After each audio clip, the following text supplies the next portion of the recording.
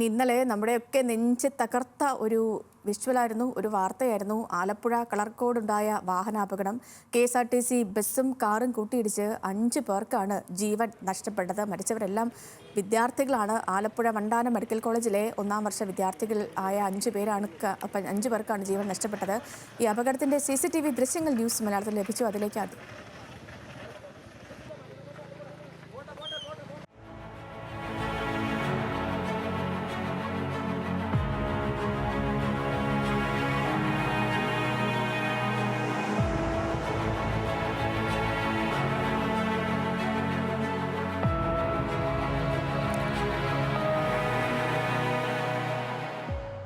അപകട സമയത്ത് ഈ കാറിൽ 11 പേരുണ്ടായിരുന്നു എന്നാണ് വിവരം. ഇതിൽ 3 പേരുടെ നില അതീവ ഗുരുതരമാണ്. ഈ ഗുരുതരമായി പരിക്കേറ്റവരെയൊക്കെ വണ്ടാനം മെഡിക്കൽ കോളേജിൽ പ്രവേശിപ്പിച്ചിട്ടുണ്ട്. ഒരു ചെറിയ കാറിനെ ഓവർടേക്ക് ചെയ്ത സമയത്ത് നിയന്ത്രണം വിട്ട് പോയിട്ട് പെട്ടെന്ന് ഡ്രൈവർ റൈറ്റിലേക്ക് തിരിച്ചിട്ട് വണ്ടിയുടെ ഈ ടവേര കാറിൻ്റെ ലെഫ്റ്റ് സൈഡും വാഹനത്തിൻ്റെ KSRTCയുടെ ഫ്രണ്ട് റൈറ്റ് സൈഡ് കൗളുമായിട്ട് കൂട്ടിയിടിച്ചിട്ടാണ് അപകടം ഉണ്ടായിരിക്കുന്നത്. എനിക്ക് തോന്നുന്നു കോ ഡ്രൈവർ സീറ്റിലാണ് ഇതിൻ്റെ ഏറ്റവും ലോഡ് വന്നിരിക്കുന്നത്. അവിടെ 1-2 പേര് ഇരുന്നിട്ടുണ്ടാവണം. അവർക്കായിരിക്കും ആദ്യം മരണം സംഭവിച്ചതെന്ന് വിചാരിക്കുന്നു. ഒരുപക്ഷെ ഇത്ര വലിയ ആക്സിഡൻ്റൊക്കെ ആകുമ്പോൾ നാച്ചുറലി എല്ലാവരും ഫ്രണ്ടിലേക്ക് വന്ന് പരസ്പരം ഇടിക്കുകയും തല കൂട്ടിയിടിക്കുകയും ഒക്കെ ചെയ്തിട്ടുണ്ടാവും.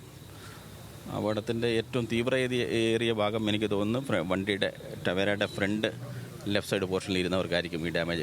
സേഫ് ആയത് ഏറ്റവും ബാക്കിലിരുന്നവരായിരിക്കും.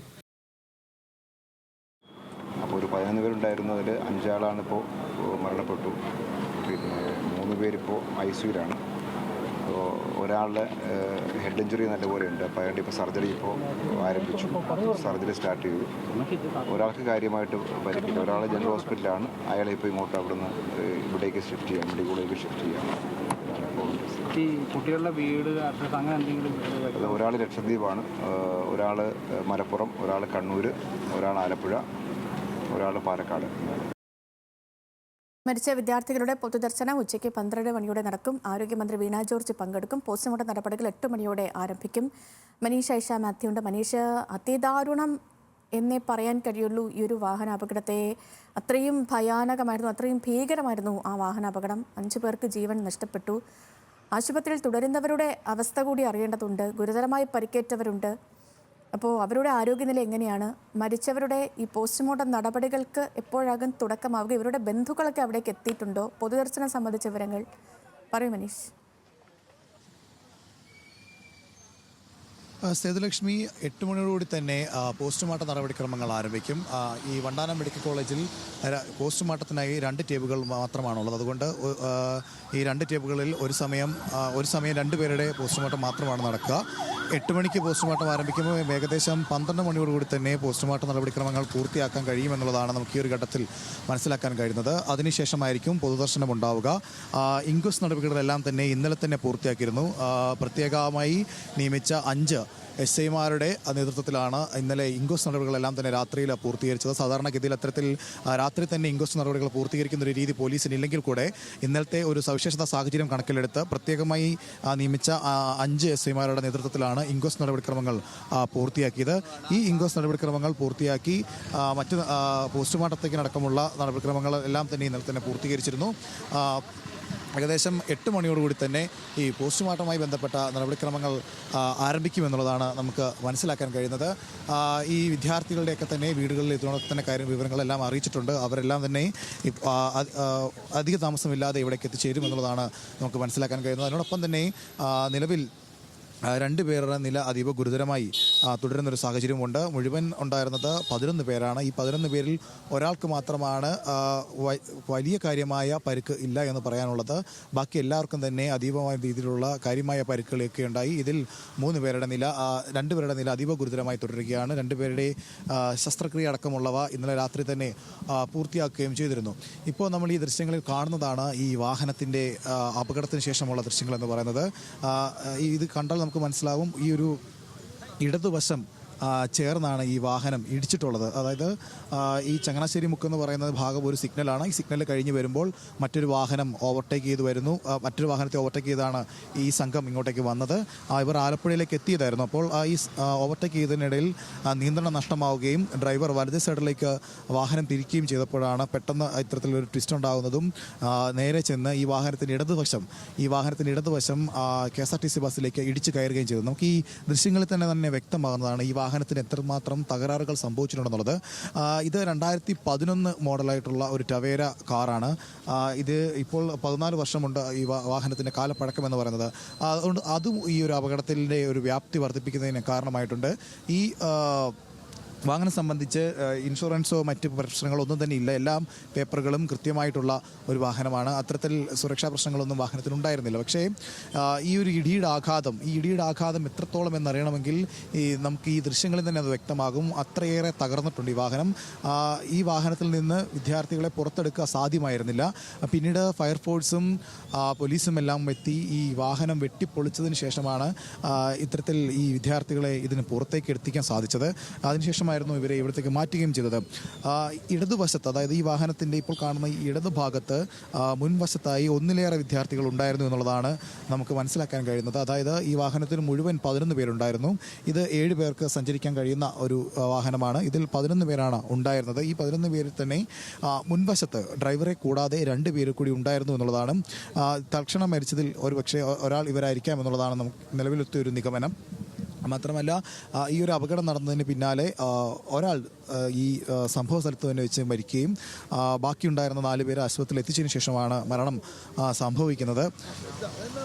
ഈ ഇന്നലെ തന്നെ, അതായത് ഇൻക്വസ്റ്റ് നടപടിക്രമങ്ങളെല്ലാം തന്നെ ഇന്നലെ തന്നെ പൂർത്തിയാക്കാൻ പോലീസിന് കഴിഞ്ഞു. ഞാൻ നേരത്തെ സൂചിപ്പിച്ചതുപോലെ തന്നെ സാധാരണഗതിയിൽ അത്തരത്തിലൊരു ഈ രാത്രി തന്നെ ഇൻക്വസ്റ്റ് നടപടികൾ പൂർത്തിയാക്കുന്ന രീതിയില്ല. പക്ഷേ ഈ ഒരു സവിശേഷ സാഹചര്യം കണക്കിലെടുത്താണ് ഇന്നലെ ഒരു പ്രത്യേക സംഘത്തെ നിയമിക്കുകയും അവർ രാത്രി തന്നെ ഇൻക്വസ്റ്റ് നടപടിക്രമങ്ങളെല്ലാം പൂർത്തീകരിക്കുകയും ചെയ്തു. അതുകൊണ്ടാണ് ഇന്ന് 8 മണിയോട് കൂടി തന്നെ പോസ്റ്റ്മോർട്ടം നടപടികൾ അടക്കമുള്ളവ ആരംഭിക്കാൻ സാധിക്കുന്നത്. ഈ വണ്ടാനം മെഡിക്കൽ കോളേജിനെ സംബന്ധിച്ച് ഒരു സമയം 2 പേരെ മാത്രമാണ് നമ്മുടെ ഈ വിഷ്വല് നോക്കിയിരിക്കുമായിരുന്നു. കാരണം ആ വാഹനത്തിൽ ഇനി ഒന്നുമില്ല. അത്രയും അത് ആ ഇടിയുടെ ആഘാതം എത്രത്തോളമാണെന്നുള്ളത് ആ വാഹനം കാണുമ്പോൾ വ്യക്തമാണ്. തീർച്ചയായും സേതുലക്ഷ്മി, അത് തന്നെയാണ് നേരത്തെ സൂചിപ്പിച്ചത്. ഈ ഒരു വാഹനത്തിൻ്റെ ഇടിയുടെ ഒരു ആഘാതം മനസ്സിലാക്കണമെങ്കിൽ ഈ ദൃശ്യങ്ങളിൽ തന്നെ അത് വ്യക്തമാണ്. ഈ ഒരു വാഹനത്തിൽ നിന്ന് വിദ്യാർത്ഥികളെ പുറത്തേക്കെടുക്കുക സാധ്യമായിരുന്നില്ല. അതിനുശേഷം ഈ ദൃശ്യങ്ങൾ കണ്ടാൽ മനസ്സിലാവും ഇവിടെയൊക്കെ തന്നെ വെട്ടിപ്പൊളിച്ചിട്ട്, അതായത് ഈ വിദ്യാർത്ഥികളെ പുറത്തെടുക്കുന്നതിന് വേണ്ടി വാഹനത്തിൻ്റെ വശങ്ങൾ വെട്ടിപ്പൊളിച്ചതിന് ശേഷമാണ് അവരെ പുറത്തേക്കെടുക്കാൻ സാധിച്ചത്. അത്രത്തേറെ ഇടിച്ച് അമങ്ങിപ്പോകുന്ന ഒരു സാഹചര്യമായിരുന്നു ഉണ്ടായിരുന്നത്. അത്രത്തേറെ ഇടിച്ച് ഞെരുങ്ങിയതിൽ നിന്ന് ഈ വിദ്യാർത്ഥികളെ പുറത്തെടുക്കുക എന്ന് പറയുന്നത് വളരെ ശ്രമകരമായ ഒരു ജോലിയായിരുന്നു. ആ ശ്രമകരമായ ജോലി പൂർത്തിയാക്കുന്നത് ഫയർഫോഴ്സ് അടക്കം ഇവിടെ എത്തി ഈ വാഹനത്തിൻ്റെ വശങ്ങൾ മുറിച്ചു മാറ്റിയതിനു ശേഷം മാത്രമാണ് അവരെ പുറത്തേക്കെടുക്കാൻ പോലും സാധിച്ചത്. അത്തരത്തിലേറെ ഉദ്യോഗസ്ഥൻ പറഞ്ഞതുപോലെ ഇപ്പൊ നമ്മൾ ഈ ദൃശ്യങ്ങളിൽ കാണുമ്പോഴും ഈ മുൻഭാഗത്തെയും അതേപോലെ തന്നെ തൊട്ട് പുറകിലെയും ആ സീരിയൽ ഉണ്ടായിരുന്നവർ പൂർണ്ണമായും ഈ അപകടത്തിൽപ്പെട്ടിട്ടുണ്ട്. ഏറ്റവും പുറകിലിരുന്നവരാകും ഒരുപക്ഷെ ഇപ്പോൾ ഗുരുതര പരിക്കുകളോടെ ആശുപത്രിയിൽ ഉണ്ടാവും അല്ലേ?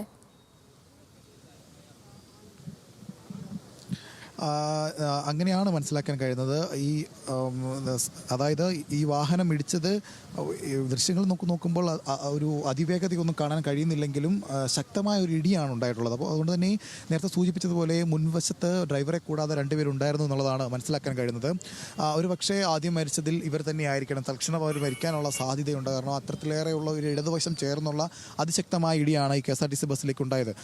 അതിനോടൊപ്പം തന്നെ ഈ പുറകുവശം ഈ ഇടിയുടെ ആഘാതത്തിൽ ഇടതുവശത്തിരുന്നവരെല്ലാം തന്നെ മുമ്പിലേക്ക് വരാനുള്ള സാധ്യതയും ഇവരുടെയൊക്കെ തന്നെ തലക്കടക്കമുള്ള ഗുരുതര പരിക്കുകളേക്കാനുള്ള ഒരു സാധ്യതയും ഉണ്ട്. പിന്നെയും നിലവിൽ വലിയ, അതായത് എല്ലാവർക്കും സാരമായ പരിക്കുകളുണ്ട്. പക്ഷേ എന്നാൽ താരതമ്യേന കാര്യമായ പരിക്കില്ലാത്ത ആളുകൾ ഇരുന്നത് ഈ വലതുവശത്തായിരിക്കണം. വലതുവശത്ത് പിൻവശത്തിരുന്നവർക്ക് കാര്യമായ പരിക്കേക്കാനുള്ള, അതായത് മറ്റുള്ളവരെ വെച്ച് നോക്കുമ്പോൾ വലിയ രീതിയിലുള്ളൊരു ഗുരുതരമായ പരിക്കുകളിലേക്ക് എത്താനുള്ള സാധ്യത കുറവുണ്ട്. അവരായിരിക്കണം ഇപ്പോൾ നിലവിൽ അത്തരത്തിൽ, അതായത് ഈ വലതുവശത്തിരുന്നവർക്കാണ് നിലവിൽ സാരമായ പരിക്കുകൾ ഉള്ളത്, ഗുരുതരമല്ലാത്ത പരിക്കുകളുള്ളത്. പക്ഷേ അപ്പോഴും ഈ അവശേഷിക്കുന്ന 6 പേരിൽ 5 പേർക്ക് ഗുരുതര പരിക്കുകൾ, അതിൽ 2 പേരുടെ നില അതീവ ഗുരുതരം എന്നുള്ളതാണ് നമുക്ക് ആശുപത്രി അധികൃതരിൽ നിന്ന് അറിയാനും സാധിക്കുന്നത്. ഈ പോസ്റ്റ്മോർട്ടം നടപടികൾ ഏകദേശം 11:30-12 മണിയോട് കൂടി തന്നെ പൂർത്തിയാക്കാൻ കഴിയുമെന്നുള്ളതാണ്. അങ്ങനെയെങ്കിൽ 12 മണിയോട് തന്നെ ഈ മെഡിക്കൽ കോളേജിൽ ഈ വിദ്യാർത്ഥികളുടെ പൊതുദർശനം ഉണ്ടാവും. ഈ പൊതുദർശനത്തിൽ ആരോഗ്യമന്ത്രി വീണ ജോർജ് പങ്കെടുക്കുമെന്നുള്ളതാണ് നമുക്ക് അറിയാൻ കഴിയുന്നത്. എന്തായാലും ഈ 1ാം വർഷ MBBS വിദ്യാർത്ഥികൾ ഈ വർഷമാണ് ഇവർ ഈ ഒരു കോളേജിലേക്ക് അഡ്മിഷൻ എടുക്കുന്നത്. ഏറെ മിടുക്കരായിട്ടുള്ള വിദ്യാർത്ഥികൾ തന്നെയാണ് ഈ എൻട്രൻസ് എഴുതി പാസ്സായി സർക്കാർ കോളേജിൽ തന്നെ അഡ്മിഷൻ എടുത്ത് പിന്നെ ഒരു ഡോക്ടർ പഠനത്തിന് വേണ്ടി എത്തിയ വിദ്യാർത്ഥികൾ. അവർ ഇന്നലെ രാത്രി ആലപ്പുഴയിലേക്ക് വരുന്ന വഴി ഉണ്ടായ ഒരു അപകടം, അതായത് അമിത വേഗതയല്ലെന്നും കൂടി പറയുമ്പോൾ പോലും ഉണ്ടായ ഒരു വലിയ അപകടത്തിൽ ഇപ്പോൾ 5 യുവ ഡോക്ടർമാരാവേണ്ടിരുന്ന 5 പേരുടെ ജീവനാണ് നഷ്ടമായിട്ടുള്ളത്. സേതുലക്ഷ്മി. ശരി മനീഷ്, അത്യന്തം ദാരുണമായ സംഭവം തന്നെയാണ് ആലപ്പുഴയിൽ ഉണ്ടായത്. ഈ ദൃശ്യങ്ങളിലൊക്കെ ആ വാഹനത്തിന് സ്പീഡൊന്നുമില്ല. ഇങ്ങനെ ഒരു വാഹനത്തെ ഓവർടേക്ക് ചെയ്ത് വരുമ്പോൾ ഈ പറയുന്നത് പോലെ പ്രാഥമിക നിഗമനം പോലെ കാഴ്ച മങ്ങിയതാകാം ഒരു പക്ഷേ ഇത്രയും വലിയൊരു അപകടത്തിലേക്ക് എത്തിച്ചത്. എന്താണെങ്കിലും ഒരിക്കലും നടക്കാൻ പാടാത്തൊരു സംഭവമായിരുന്നു. 5 വിദ്യാർത്ഥികൾക്കാണ് ജീവൻ നഷ്ടപ്പെട്ടത്.